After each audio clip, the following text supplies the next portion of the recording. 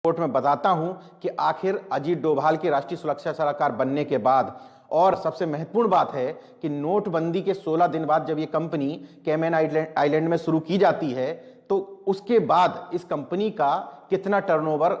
कई गुना यानी कि करोड़ों अरबों में बढ़ गया। राष्ट्रीय सुरक्षा सलाहकार अजीत डोभाल पर पहले ही आरोप लग चुके हैं कि वो इस समय देश के राष्ट्रीय सुरक्षा सलाहकार की तरह बर्ताव न करते हुए व्यक्तिगत तौर पर प्रधानमंत्री नरेंद्र मोदी के जेम्स बॉन्ड यानी कि सुरक्षा सलाहकार बन के रह गए हैं।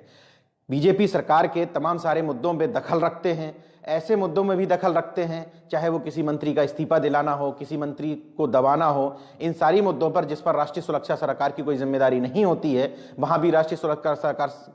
का बयान सामने आता है। यानी कि रोहित वेमुला के मुद्दे में उनकी जाति को ढूंढने के लिए भी देश के राष्ट्रीय सुरक्षा सलाहकार का बयान सामने आता है। तब यह बात निश्चित तौर पर जाहिर हो जाती है कि आखिर क्यों अजीत डोभाल ने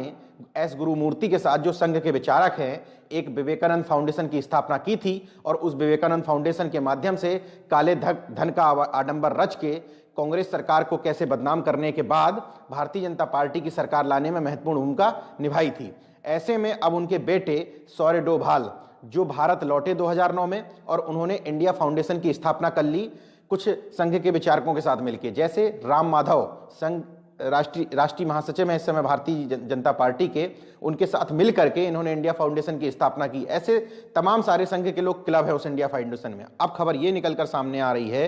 कि 2016 में जब नोटबंदी हुई थी उसके 13 दिन बाद ही इनके बेटे विवेक डोभाल ने एक कंपनी पंजीकृत करवाई कैमन आइलैंड में, और कैमन आइलैंड को टैक्स चोरों का अड्डा माना जाता है क्योंकि यहां पर कॉर्पोरेट टैक्स नहीं लगता है, तो कंपनियां आसानी से रजिस्टर्ड हो जाती हैं और टैक्स चोरी करके तमाम सारा जो विदेशों से पैसा जाता है, यानी कि मैक्सिमम भारत से पैसा जो वहां पर गया उसको उन्होंने वहां पे खपा लिया। तो सवाल ये उठ रहे हैं कि इनके दोनों बेटे शौर्य डोभाल और विवेक डोभाल मिलकर के इस टैक्स चोरी का काम को आगे बढ़ा रहे हैं।